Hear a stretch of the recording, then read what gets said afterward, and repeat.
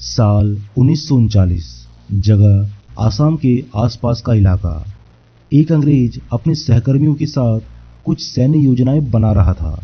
अचानक वहां से बहने वाली एक नदी के उस पार उसे कुछ हलचल दिखाई दी। दूरबीन लगाकर देखा तो वहां पर एक अत्यंत बूढ़ा साधु नदी से एक मरे हुए जवान लड़के के शरीर को खींचकर किनारे पर ले गया। देखते ही देखते वो बूढ़ा साधु जमीन पर गिर गया और वो मरा हुआ जवान लड़का तुरंत खड़ा होकर चलने लगा। ये नज़ारा देखते ही उन अंग्रेजों के होश उड़ गए। फिर बाद में अंग्रेजों ने मिलकर उस जवान लड़के को पकड़ा और पूछा कि तुम तो मर चुके थे और वो बूढ़ा साधु जिंदा था, तो फिर तुम कैसे जिंदा हो गए और वो बूढ़ा साधु कैसे मर गया। इसके बाद उस जवान लड़के ने जो जवाब दिया उसे सुनकर अंग्रेजों का कलेजा कांप उठा और सबके तोते उड़ गए। दोस्तों, ये घटना सच्ची है और दिमाग हिला देने वाली है। आखिर वो जिंदा साधु कैसे मर गया और वो मरा हुआ जवान लड़का कैसे जिंदा हो गया, इसके बारे में सुनकर आप दांतों तले उंगली दबा लेंगे।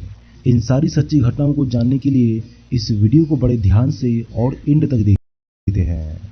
ये घटना है करीबन 1939 की। हमारा भारत देश अंग्रेजों के अधीन था। अंग्रेजों ने भारत को हर तरीके से तो लूटा ही, साथ ही साथ वे भारत के योग, तंत्र और रहस्यमय विद्याओं को जानने के लिए उन योगी और साधुओं की भी तलाश किया करते थे जो इन सब चीज़ों में पारंगत हो। ऐसे में अंग्रेजों ने हमारी कई ग्रंथों को चुराया और फिर बाद में उनका अध्ययन करके कई सारी चीज़ों का आविष्कार किया। भारतवर्ष में अंग्रेजी राज के दौरान अंग्रेजी सैन्य अफसर एल.पी. फेरल काफ़ी समय तक भारतीय सेना का प्रधान बना रहा। उसने भारतवर्ष के दिव्य मंदिरों एवं सिद्ध योगियों की क्रियाओं के बारे में पहले से सुन रखा था, इसीलिए वो इन सब चीज़ों से बहुत प्रभावित था। दोस्तों, ऐसा कहा जाता है कि इसी आध्यात्मिक रुचि के अनुसार उसे ज्ञानगंज यानी सिद्धाश्रम जाने का मौका भी मिला। इसके बारे में हम आपको एक दूसरे वीडियो के माध्यम से जानकारी देंगे।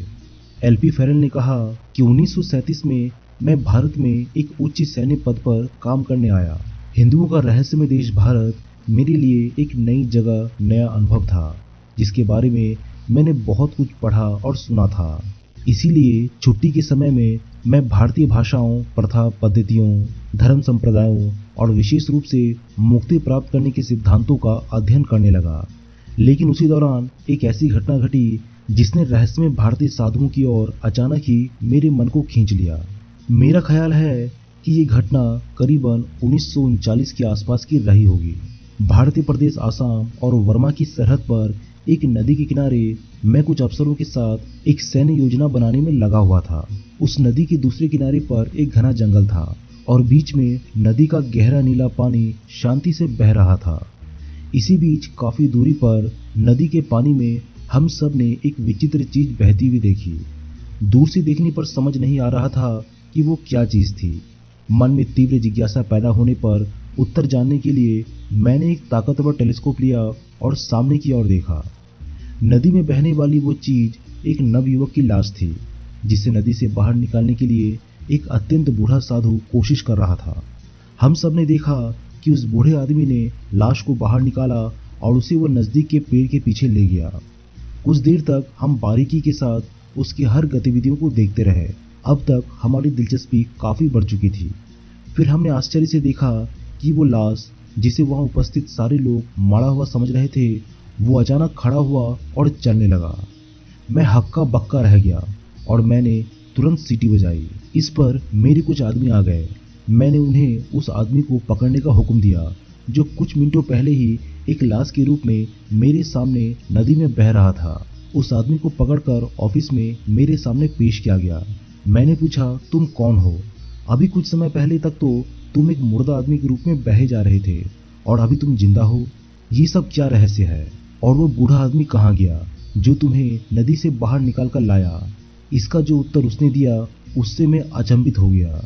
उसने कहा कि वो स्वयं ही वो बूढ़ा आदमी है।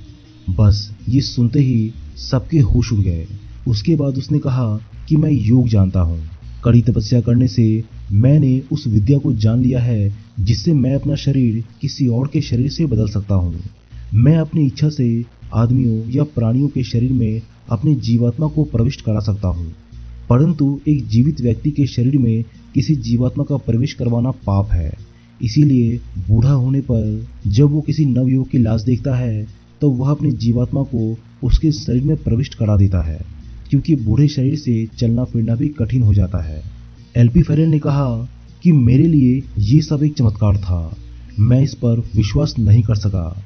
मैंने उससे पूछा उस बूढ़े आदमी का शरीर कहाँ है।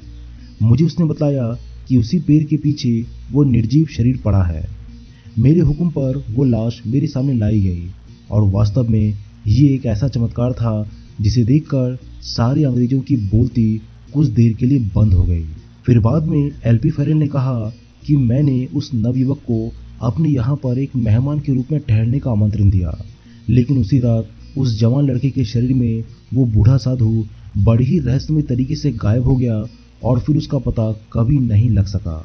एलपी फेरेल ने कहा कि उस घटना ने मुझे आत्मा के रहस्य को जानने के लिए अंदर तक बेचैन कर दिया, परंतु वर्षों तक प्रयत्न करने के बाद भी पूर्व, पश्चिम, उत्तर व दक्षिण में निरंतर खोज करने पर भी मैं उस आदमी का पता नहीं लगा सका। कई वर्षों तक मैंने बड़े बड़े विद्वानों, साधुओं और योगियों से मिलता रहा।